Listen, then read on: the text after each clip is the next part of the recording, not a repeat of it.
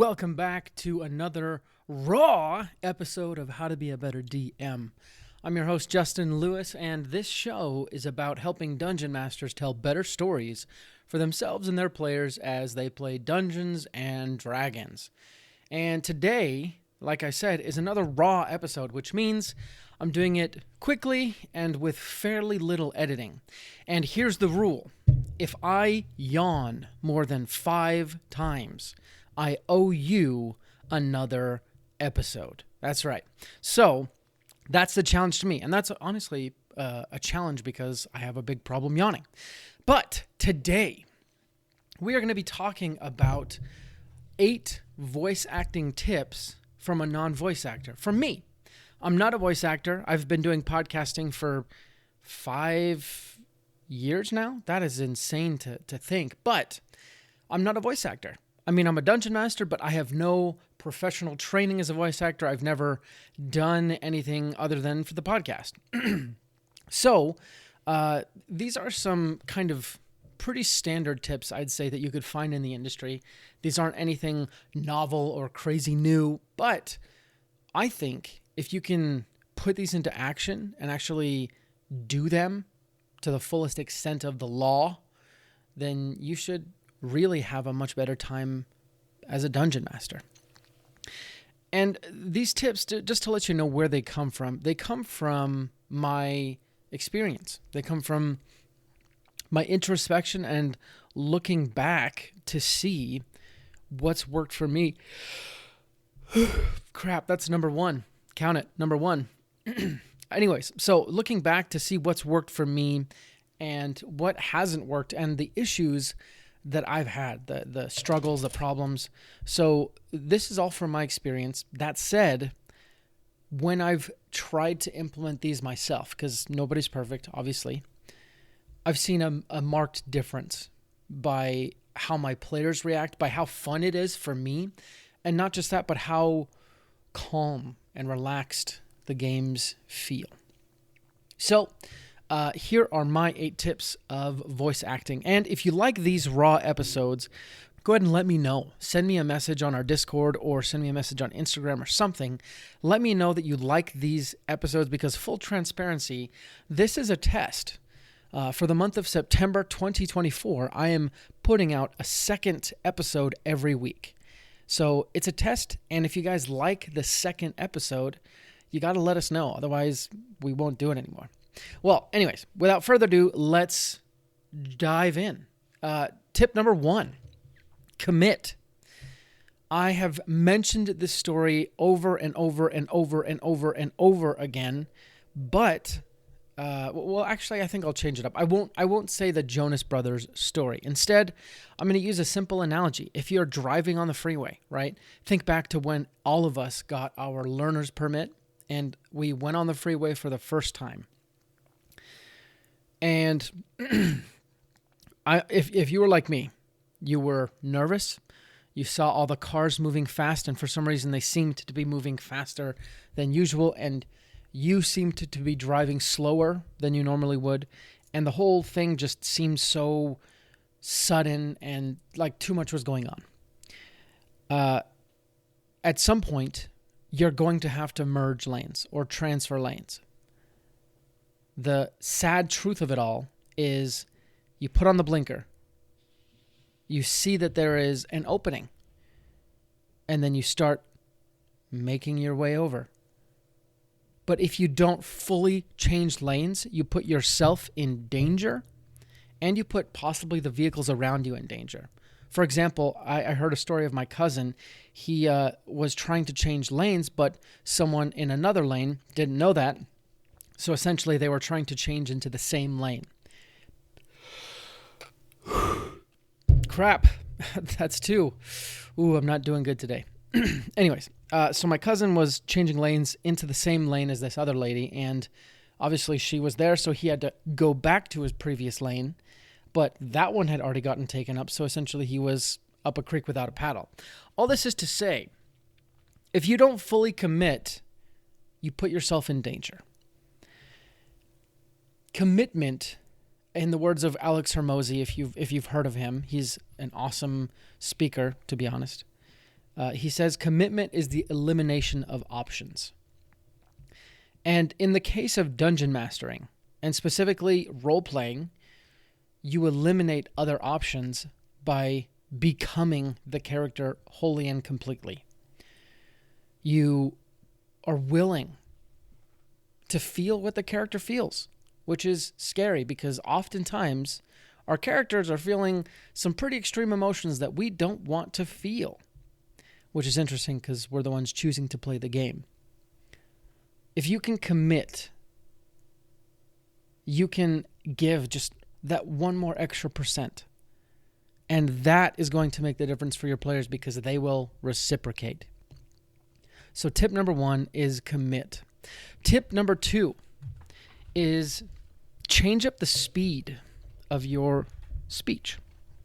And I don't mean do this just for effect. Do this strategically, right? So, for example, if someone's excited about something, their speech is going to speed up. They're going to talk quickly, or possibly if they're nervous, they're going to talk quicker. If they are trying to hide something, they might speak more quickly. If they are tired, they might speak more slowly. If they are thinking, they might speak more slowly. So it's not so much just about these tips and the actions of doing them. It's about what's behind the tip. What does the tip tell you?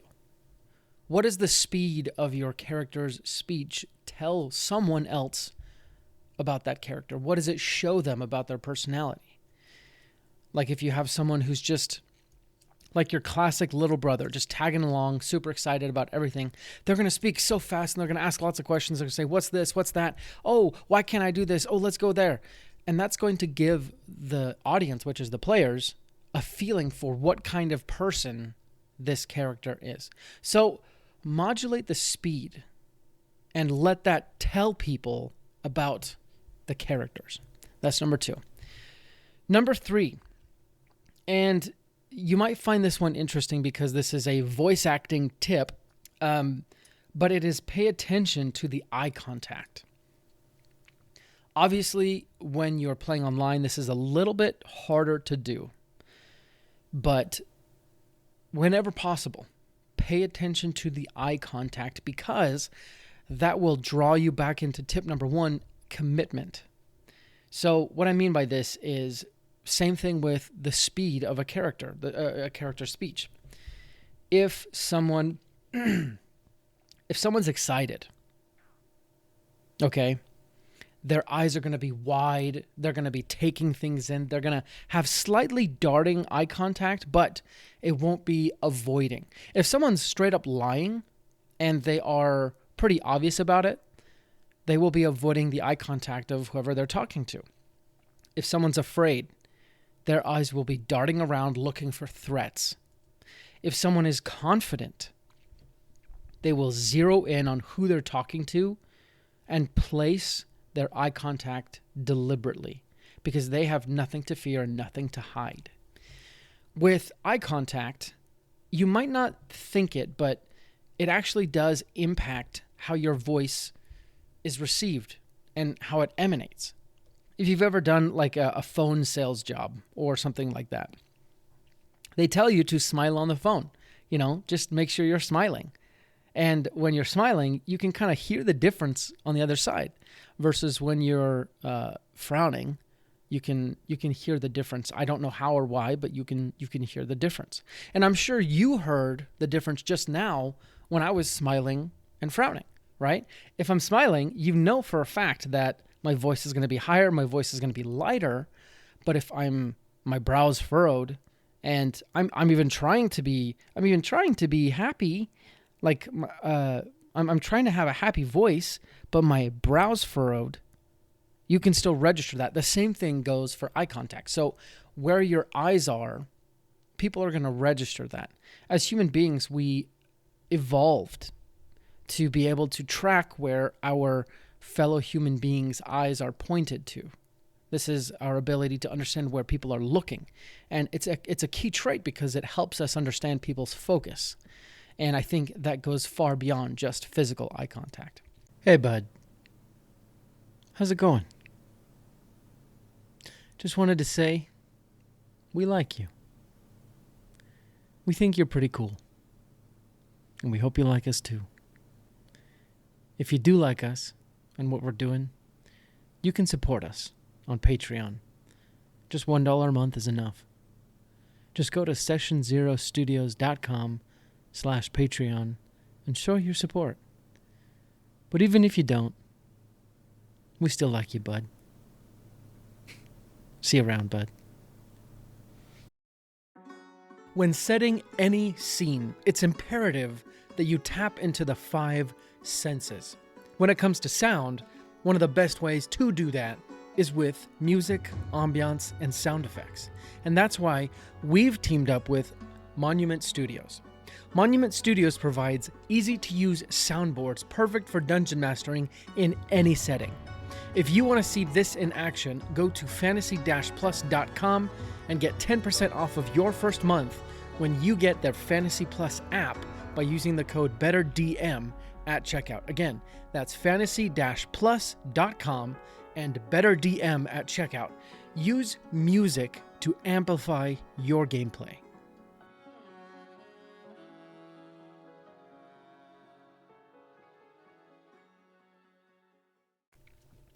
Tip number 4, be loud or quiet.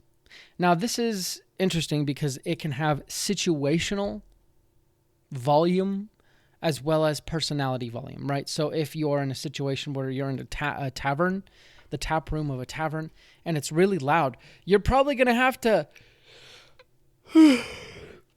Dang it, that's number 3. Ooh, this is getting close. If they're in the tavern, you're probably going to have to talk somewhat like this because it's loud and people won't be able to hear. And obviously, in a role-playing situation, your players would be able to hear each other. But as a role player, if you can give that perception that you're in a loud situation, your players are going to appreciate that immersion. On the other hand, if it's just the character that is a dour elf that has a bleak view on the world, they're a necromancer type, that might be typecasting, but whatever, and their voice is always soft and melodramatic like this, then you can add a fair bit of gravitas to the situation. Adding in volume changes can speak volumes about the character's situations and their personalities. If you can think of how someone with a loud and boisterous voice would act in a very dangerous situation where silence is required, that will tell you a lot about how they handle high-stress situations, right? The boisterous soldier who always has a kind word for a friend and is just very loud and inviting, well, when they get into a combat situation and they know the value of stealth, that tells you about their training. Number 5 is to take pauses and breaks. This is important because people all process information at different intervals, right? How long it takes me to think through a certain sentence is different than for someone else. And not just that, but how long it takes me to perceive the weight of a certain sentence is different than the next person. So when you take breaks, you give people time to register what you're saying. You let them mull it over. Oh, that's number 4. This is not good. This is not looking good for me. When you take breaks, you let them mull it over. You let them think about it. But when you take pauses, that is to let emotion sink in. That's to let the power of your words almost leave an echo in the room that hits the walls, bounces back, and hits the players again. And that's the power of using pauses. They're almost like an auditory period, at the end of your sentence. If you pause, people know you're done. But not just that, they get to listen to your words again in their mind. Pauses are very powerful, so don't ever forget the power of the pause. That wasn't a yawn, that was just me breathing. And actually, that's because tip number 6 is to focus on your breath. And this is an important one for me because I have such a problem yawning. I think it stems from not allowing myself to breathe, not allowing myself to take in a full breath and then project out the air when I speak. I think it has some to do with nervousness, but in your D&D games, if you can control your breath and be the master of it, you'll find that it can be a very powerful tool because it will give you the fuel to enunciate your words. And it will allow you to mimic your characters that you're role-playing even better. Breathing is one of the only things we do as human beings that can switch between conscious and subconscious, right? Over the last 15 minutes or so, you've probably not thought about your breath yet. Now, as I take this breath, you're probably thinking about breathing. You're probably thinking about taking in a deep breath, holding it in your chest, and then letting it out. It's interesting because it is such an integral part of our lives, yet we have both no control over it when we're not thinking about it and total control over it when we want to. And if you want to control it, you can actually use it to your benefit. If you take deep breaths right before you say powerful sentences, you can project those sentences with gusto. If you don't, it's likely you'll run out of breath. You'll have to pause mid-sentence and retry. Tip number 7 is your inflection and emphasis. If you change the emphasis of certain sentences, it changes what you mean, right? Maybe I can find a better example. I wanted to burn the car. I wanted to burn the car. I wanted to burn the car. I wanted to burn the car. I wanted to burn the car. I wanted to burn the car. I wanted to burn the car. See, every single one of those sentences, it's kind of a funny exercise. Every single one of those sentences has a different meaning because the emphasis is different, right? One sentence emphasizes that I was the one who wanted to burn it and not you. Whereas I only wanted to burn the car instead of blowing it up. Or I wanted to burn the car instead of you, right? Those have different meanings, even though it's the same sentence. Lastly, your accent. And this is obviously the one that everyone goes to, but if you can work on maybe one extra accent like a year, then, 4 years from now, you're going to have 4 accents to throw into your game, mixed with all these other tones and making things faster, eye contact, pauses, breaks, loud or quiet. Your 4 accents will turn into a plethora of characters. I'd also advise you to think about accents that are easy to start off with, that you can master, right? So a nice Western accent, someone who went out on the farm and, that might not be exactly it, but, I live in Utah, so we often have people say mountain. That's a nice, easy accent to do. If you want to be from Utah, just say mountain instead of mountain, say Zion instead of Zion, right? And say crick, even though that one's a little bit uncommon, instead of creek. So there's a crick by the mountain, and you're in Utah. Boom, you got a Utah accent. You can do all sorts of things like this by just adding in different lexicons and just changing your voice a little bit, right? So pick easy accents and just add to your repertoire little by little. So there you have it, 8 voice acting tips from a non-voice actor. Number 1, commit. Tip number 2, go faster or slower, the speed of your voice. Tip number 3 is focus on eye contact. Tip number 4 is change the volume of your voice. Tip number 5 is take pauses and breaks. Tip number 6 is focus on your breath. And tip number 7 is inflection and emphasis. And lastly, tip number 8 is focus on learning a new accent whenever you can. I appreciate you listening to my episode today. Hopefully you enjoyed this episode, this raw episode of How to Be a Better DM. With these voice acting tips, hopefully your game is a little bit less standard and a little bit more unique and exciting and extraordinary. Being a dungeon master is hard, but if you practice a little bit by little, it gets easier. And more than that, you get better. So sending all of our love from How to Be Better DM and Session Zero Studios to you, our friend, the listener, the dungeon master, the man or woman or person or rock. I don't know if rocks can listen to podcasts, but whatever you are, out in the trenches, fighting the good fight, playing the good game, and doing good sessions. We just want to say thank you so much for listening to our show and supporting us week in, week out, day in, day out. And hopefully with these episodes, we've been able to support you too. We'll be back next time with another handcrafted episode. And until then, let's go ahead and roll initiative. Brought to you by Session Zero Studios. For more information, visit sessionzerostudios.com.